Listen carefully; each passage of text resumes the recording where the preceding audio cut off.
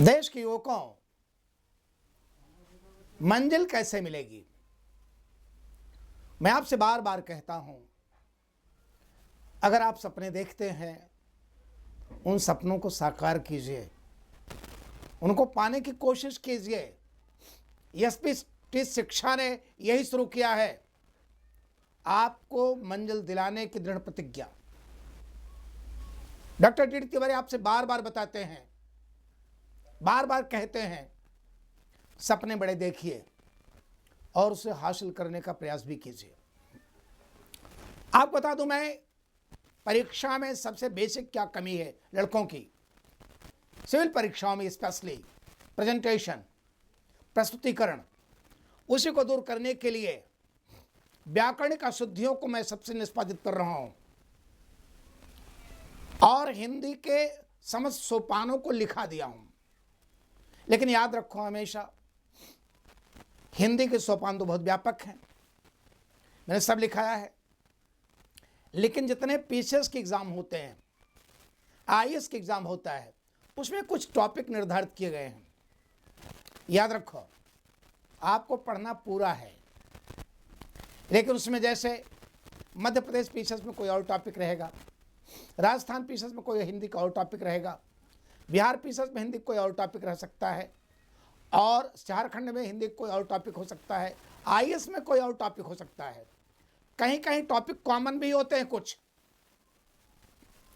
इस समय हम लोग जो आज से चर्चा करना शुरू कर रहे हैं वो है उत्तर प्रदेश पीसीएस मुख्य परीक्षा में सामान्य हिंदी का पेपर 150 नंबर का होता है, 150 मार्क्स, और निबंध हिंदी का 150 नंबर का होता है, 150 मार्क्स। अगर इसी दोनों में कोई लड़का 120 नंबर के ऊपर पाता है, 120 अर्थात 240, तो एसडीएम की पोस्ट उसकी पक्की हो जाती है। एसडीएम आसानी से बन जाएगा, दिमाग रखो।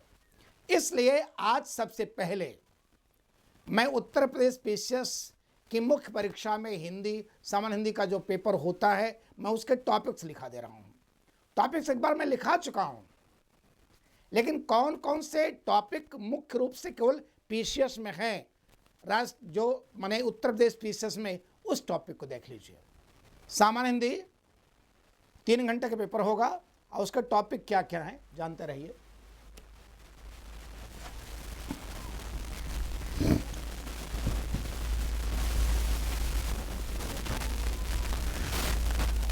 सामान्य हिंदी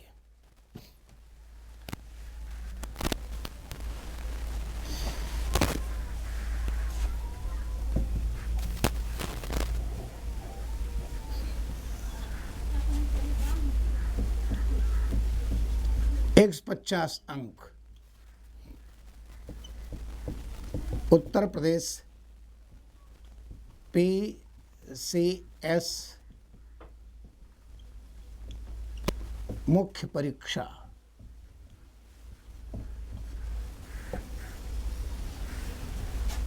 याद रखिए, उत्तर प्रदेश पीसीएस मुख्य परीक्षा टॉपिक कौन कौन है। नंबर 1, पहला है दिए हुए गद्य खंड का अवबोध एवं प्रश्नोत्तर।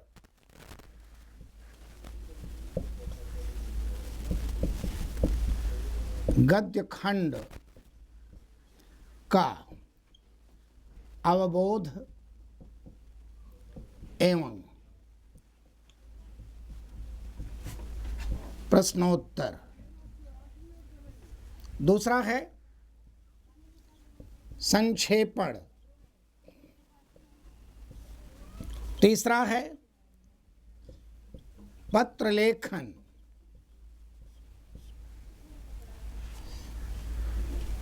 शासकीय, अर्ध शासकीय, परिपत्र, अधिसूचना,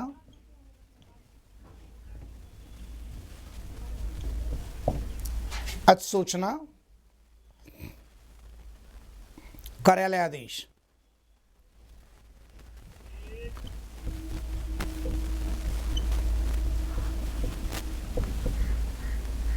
याद रखो, लेटर राइटिंग का प्रश्न। चौथा है शब्द ज्ञान एवं प्रयोग। शब्द ज्ञान एवं प्रयोग, इसके कुछ पार्ट्स हैं। इसमें पहला है ए, विलोम शब्द। वे, उपसर्ग एवं प्रत्यय।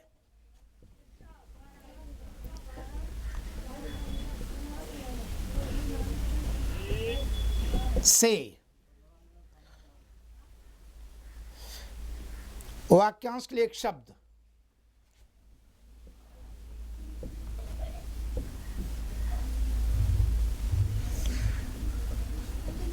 एक शब्द। और डे, वाक्य दोष और वर्तनी दोष।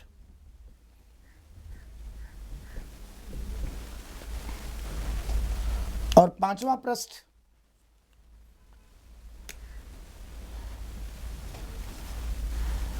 मुहावरा एवं लोकोक्ति। याद रखो बच्चों, आपका एग्जाम नजदीक है, क्योंकि उत्तर प्रदेश पीसीएस प्री का रिजल्ट अभी अभी आया है 20 दिन पहले।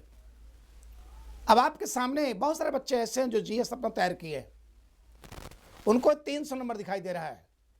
150 सामान्य हिंदी, 150 का निबंध। अगर 300 आपको 250 मिल जाता है, 200 के ऊपर मिल जाता है, तो आपका अच्छी पोस्ट रहेगी, एसडीएम तक पहुंच जाएगा आसानी से, कोई विदाउट एनी स्टेशन। आप रेगुलर केवल एसपीटी से ज्वाइन करिए, रेगुलर क्लास लीजिए। मैं अब याद रखो हमेशा, सबसे पहले मैं उस पॉइंट को पकड़ने चल रहा हूं जिसकी गलतियां लोग करते हैं, वही पढ़ाऊंगा। पहले पढ़ाना पहले यही है। यद्यप मैंने पूरा सिलेबस लिखा है, सब उसमें था, लेकिन अब उत्तर प्रदेश पीसीएस की परीक्षा नजदीक है, तो भाई पहले उसको हम हाईलाइट कर दें। बाकी आप पूरा पढ़ेंगे ही, लेकिन पहले, क्योंकि 2025-26 नजदीक है आपका। 26 आपको मंजिल में तो चाहिए। याद रखो हमेशा एक बात, सवाल ये नहीं कि आप बहुत देर तक पढ़ते हैं, सवाल यह है कि आप क्या पढ़ते हैं। याद रखना, सवाल यह नहीं कि आप बहुत विद्वान हैं, सवाल यह है कि आप परिणाम कितना देते हैं, उसी कीमत। इसलिए मैं सारे टॉपिक्स को पहले हाईलाइट करूंगा, पढ़ाऊंगा। उसमें पहले उठा रहा हूं जो सबसे बड़ी गलतियां लड़के करते हैं, वाक्य दोष और वर्तनी दोष। देखो ध्यान दो, डी, वाक्य दोष और वर्तनी दोष। हिंदी वाक्य दोष, वर्तनी दोष। अगर आपका यह सही हो जाए, बिल्कुल शुद्ध रूप से सीख ले, तो मैं कहता हूं जीएस में भी आप हिट हो जाएंगे। क्यों, जीएस के नंबर भी कभी कभी इसी पर टूटते हैं, कटते हैं, नहीं मिलते। लड़का शब्द ही गलत लिख के बैठा है, क्योंकि शब्द गलत लिखने के बाद उसके अर्थ बदल जाते हैं। इसे आपको ध्यान, पहली गलती यही है। आईएएस पीसीएस न बनने के एक बहुत बड़ा कारण यही है कि जीएस तैयारी लड़का ज़बरदस्त किया है और प्रस्तुतिकरण गड़बड़ चल रही है। पहले आप उसको दूर करिए। पहले मैं वाक्य दोष, वर्तनी दोष उठाऊंगा। जब आपका यह सही हो जाएगा, तब हम लोग लिखेंगे वही पहला प्रश्न, पहले पॉइंट पे आ जाएंगे। गद्यांश का अवबोध एवं प्रश्नोत्तर। याद रखिए, पहले वाक्य दोष, वर्तनी दोष, इस समस्या का निराकरण कर लें। फिर इसके बाद हम लोग आ जाएंगे जो है टॉपिक वाइज, जैसा टॉपिक हमने लिखा है। पहला है वाक्य दोष।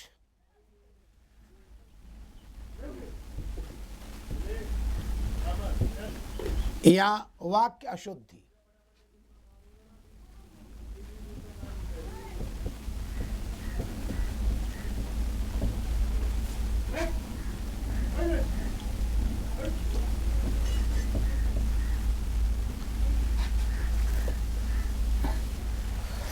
वास्तव में वाक्य दोष क्या है? हम आपको बताएं, हर एग्जाम में, आईएएस में भी, पीसीएस में भी 4-5 वाक्य दिया रहेगा और कहे निम्नलिखित वाक्यों का शुद्ध रूप लिखिए, और कभी कभी देता है कि शुद्ध रूप लिखिए और वाक्य दोष का नाम भी लिखिए। अगर आप शुद्ध लिख भी दिए, वाक्य दोष का नाम नहीं लिखते तो शब्द आपका वाक्य प्रश्न गलत है, क्योंकि पूछ रहा है ना, जैसे आ गया कृष्ण के, श्री कृष्ण के अनेकों नाम हैं, वो तो गलत है। श्री कृष्ण का अनेक नाम है, अनेकों शब्द ही गलत है। क्लियर? ऐसे पूछ देता है। विंध्याचल पर्वत की छटा दर्शनीय है। विंध्याचल पर्वत लिखा है तो विंध्याचल कहने, विंध्याचल कहो या विंध्य पर्वत कहो, बात छोटी सी होती है, न जानने पर बड़ी बन जाती है। याद रखो युवकों, रात रखो बच्चों, याद रखो प्रतियोगी छात्रों। अरे आप लोग अधिकारी बनने जा रहे हो यार, अधिकारी वाला मूड बनाओ ना। अधिकारी कैसे बना जाता है, अधिकारी का हाव भाव क्या होता है, उन कमियों को दूर कर लो। I am requesting to all students who are doing preparation of competition, they should see all kind of facts of their life. वो सारे के सारे तथ्यों को देखें। हम लोग पढ़ रहे हैं वाक्य दोष। याद रखो, वाक्य दोष है क्या, आप पहले बता दो।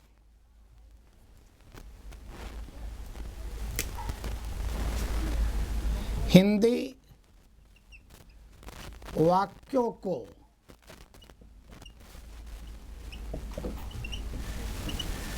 शुद्ध रूप से लिखने के लिए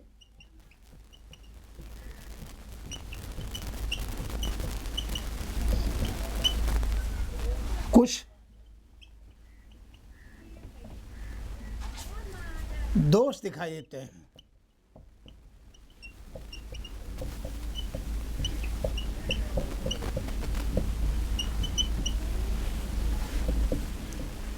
इन्हें वाक्य दोष कहा जाता है। इन दोषों को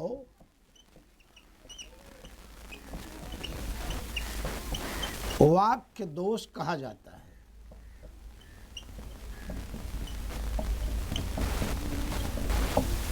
When we write any kind of sentence, then we see there is some kind of mistake in those sentences. Those words are called, those sentences are called the faults of sentence. वाक्य की कमी, वाक्य का दोष। Clear?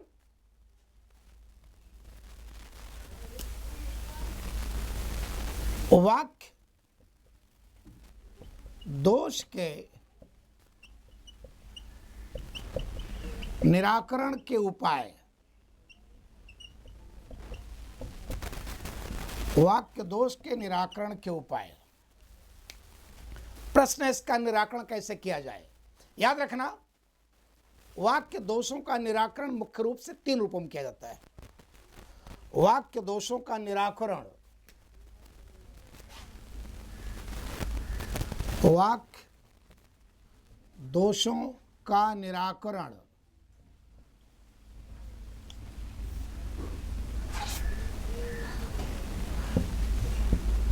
मुख्य रूप से 3 रूपों में किया जा सकता है।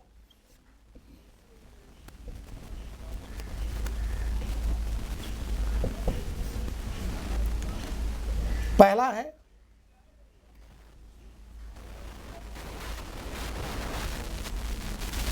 पद क्रम संबंधी दोष। दूसरा है परसर्ग संबंधी दोष, और तीसरा है द्व्युरुक्त दोष। याद रखो बच्चों, वाक्य दोष के मुख्य 3 भेद हैं।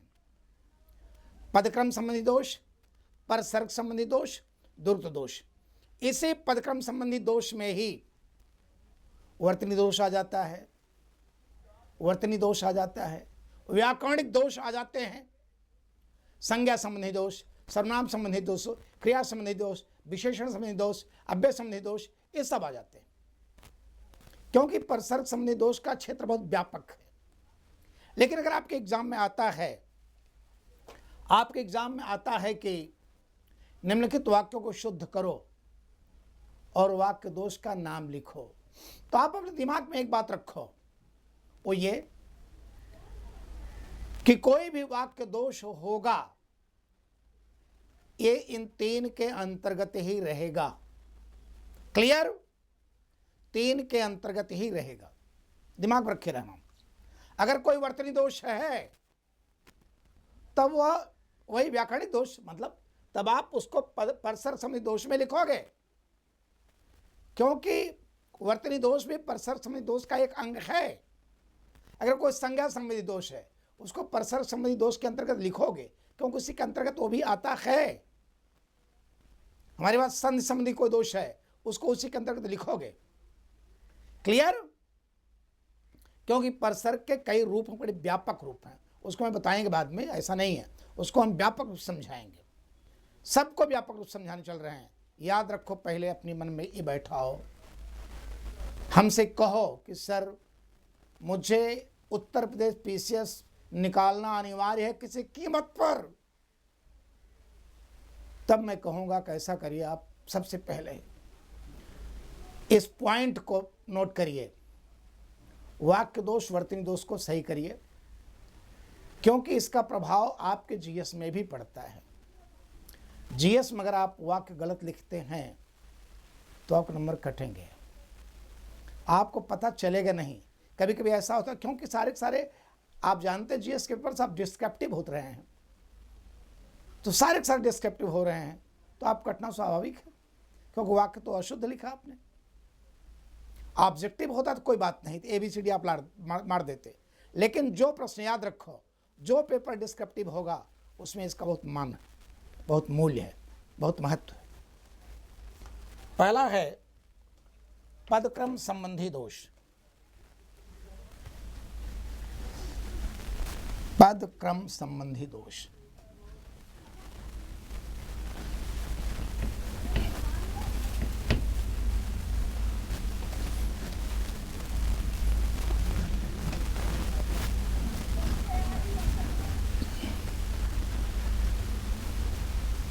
पदक्रम संबंधी दोष।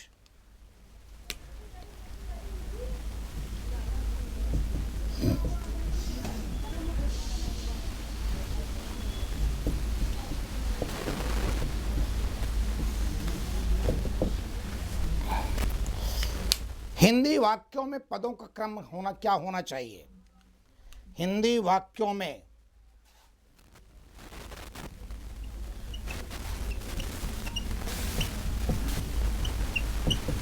पदों का क्रम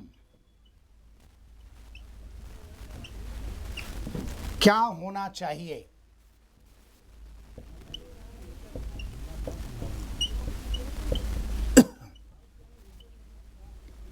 उससे संबंधित दोष को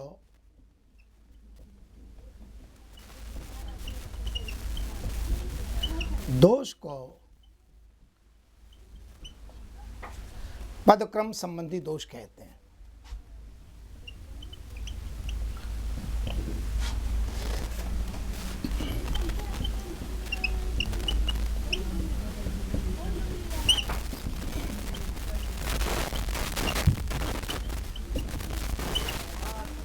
ऐसे दोषों का निराकरण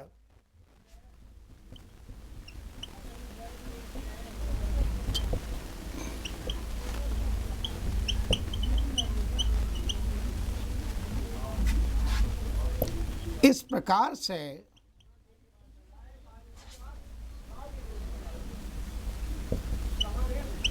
किया जा सकता है।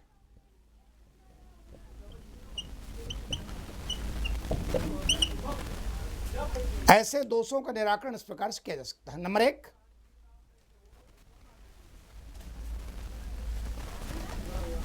नंबर 1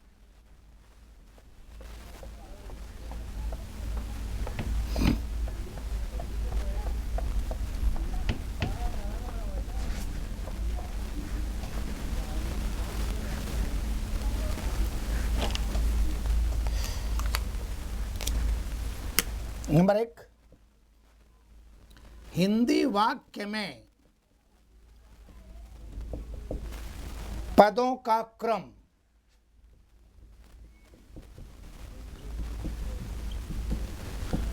कर्ता, कर्म और क्रिया होना चाहिए।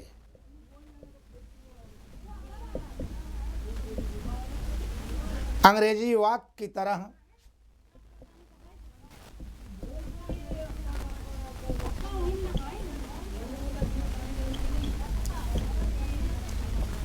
कर्ता, क्रिया और कर्म नहीं।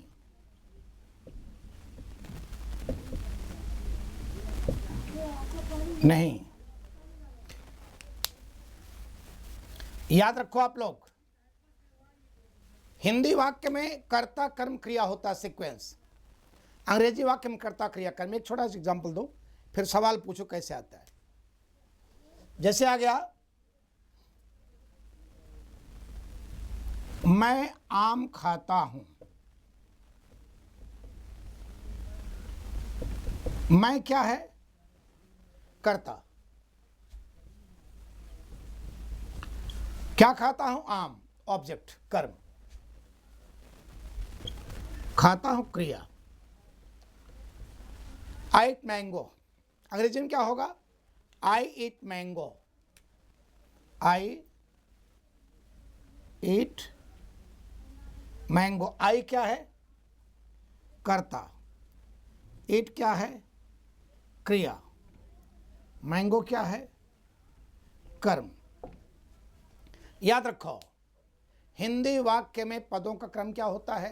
कर्ता, कर्म, क्रिया, subject, object and last verb. अंग्रेजी वाक्य में subject, verb and object. Exam में सवाल कैसे बनता है? Now the question arise, how any kind of question will be arrive to you. जैसे एग्जाम में आपके आ गया, ध्यान दो,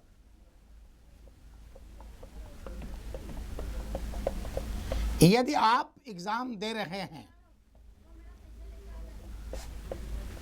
आईएएस या पीसीएस मुख्य परीक्षा, उसमें देता है सांप को उसने लाठी से मारा। वाक्य को शुद्ध लिखो। सांप को उसने लाठी से मारा। आपको लगेगा ये तो सही तो है, कहां गलत है? आपको लिखना यही है, सांप को उसने लाठी से मारा को शुद्ध लिखो। और जब आप वनडे एग्जाम दे रहे हैं तब उसमें कैसे देता है?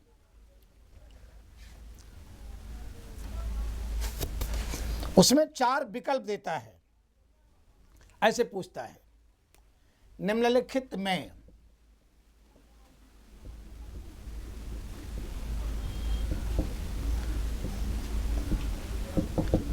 शुद्ध वाक्य है? ए, सांप को उसने लाठी से मारा।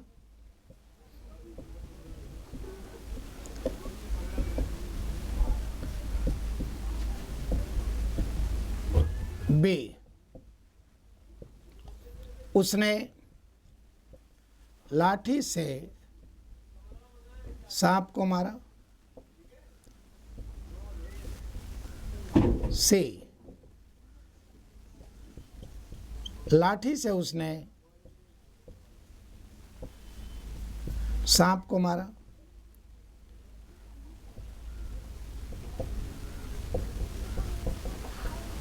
और डी, उसने सांप को लाठी से मारा।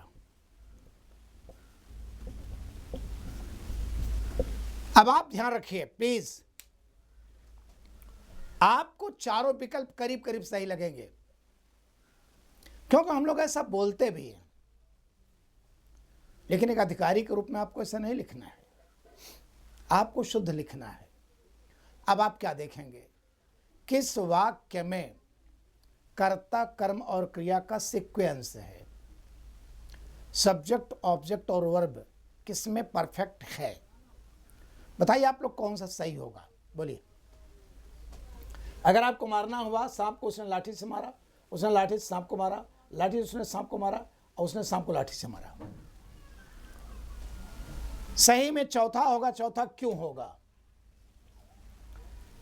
चौथे में उसने सब्जेक्ट ही, मारा क्रिया है, लास्ट में आया, सांप ऑब्जेक्ट है, he killed snake with stick, लाठी से कॉम्प्लीमेंट है जो मारा के पहले आ गया। बाकी अगर पहला आप लेते हैं, पहला ऑब्जेक्ट लग गया सांप को, कर्म कारक का चिन्ह है को, दूसरे में उसने के बाद कॉम्प्लीमेंट आ गया, ऑब्जेक्ट नहीं आया, लाठी से, तीसरे में पहले कॉम्प्लीमेंट ही आ गया, सब्जेक्ट नहीं आया। वाक्य लिखने का क्रम क्या है? कर्ता, कर्म, क्रिया। और चौथे में उसने के बाद सांप आया, ऑब्जेक्ट है वो, एक कर्ता है, कर्म, क्रिया है मारा, क्रिया के पहले आ गया लाठी से जो कॉम्प्लीमेंट है, सहायक है उसका, हेल्पर। सवाल ऐसे बनते हैं। अब इसी पदक्रम में दूसरा पॉइंट लिखिए, पदक्रम में दूसरा पॉइंट,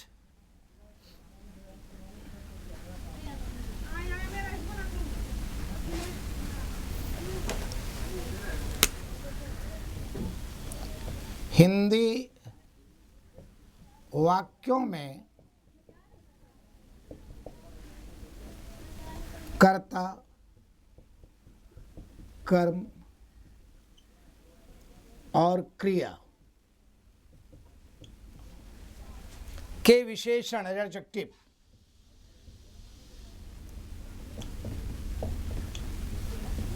हमेशा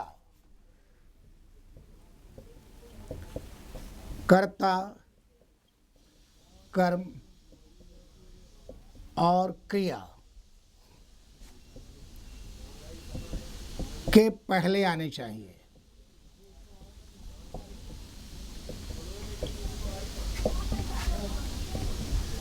याद रखो, हिंदी वाक्यों में कर्ता, कर्म और क्रिया के विशेषण अगर दिए गए हैं, हमेशा कर्ता, कर्म और क्रिया के पहले आना चाहिए। जैसे ध्यान दो, एग्जाम्पल देखो, महाबली भीम ने दैत्यराज हिडिंब को जमीन पर जोर से पटक दिया।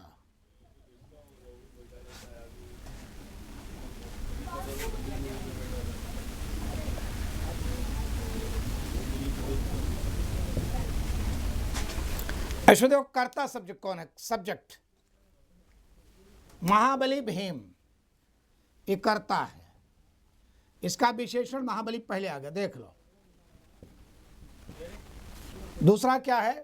कर्म, ऑब्जेक्ट, हिडिंब कर्म है, उसका विशेषण दैत्यराज पहले आ गया। क्रिया क्या है? पटक दिया, क्रिया है, उसका विशेषण जोर से पहले आ गया, जिसको क्रिया विशेषण कहते हैं, क्रिया विशेषण पहले आ गया। दिमाग में रखिए सवाल कैसे बनता है। अगर एग्जाम में आ गया ऐसे, मान लीजिए दैत्यराज हिडिंब को जमीन पर महाबली भीम ने जोर से पटक दिया, शुद्ध लिखो, तो आपको क्रम बदलना पड़ेगा। क्रम एक है कि कर्ता, कर्म, क्रिया का विशेषण हमेशा कर्ता, कर्म, क्रिया के पहले आना चाहिए। अगर आप पीसीएस से आईएएस मुख्य परीक्षा दे रहे हैं, उसमें ऐसे पूछ देगा, ऐसे सवाल, निम्नलिखित वाक्यों को शुद्ध करो। उत्तर प्रदेश पीसीएस में आता है भाई, 5 वाक्य रहते 10 नंबर का होता है। राजस्थान, यहाँ तक कि आईएएस में भी आता है वाक्य दोष। राजस्थान पीसीएस में आता है, मध्य प्रदेश पीसीएस में आता है, बिहार पीसीएस में आता है। जैसे आ गया एग्जाम में, कैसे आया, जैसे आ गया कि महाबली भीम ने जमीन पर दैत्याधिम को पटक दिया जोर से। वाक्य को शुद्ध लिखो, तो आपको लिखना होगा शुद्ध क्रम के अनुसार। और अगर कोई वनडे एग्जाम दे रहे हैं, pre, PSS pre, IAS pre, कोई भी एग्जाम, उसमें 4 विकल्प रहेगा। पहला, महाबली भीम ने दैत्याधिम को जमीन पर जोर से पटक दिया। दूसरा, दैत्याधिम को महाबली भीम ने जमीन पर जोर से पटक दिया। तीसरा, महाबली भीम ने जमीन पर हिडिंब को जोर से पटक दिया। ऐसे 4 विकल्प क्रम बदल देगा और आपको एक प्रासंगिक क्रम में लिखना होगा। आपसे मैं बार बार कहता हूं कि आपको अपनी हर कमी दूर करनी पड़ेगी। एक कंपटीशन आपका दुश्मन है, दुश्मन को आपको मारना भी है, क्योंकि भीड़ है, आप तनहा नहीं हो, सभी हैं भीड़ में। तुम भी निकल सको तो चलो, अगर मर्दानगी है, निकलने की हिम्मत है तो आगे बढ़ो। और याद रखो इस बात को, मंजिल बनाए हो तो उसको पूरा करो किसी कीमत पर। कल हम लोग फिर मिलेंगे बच्चों।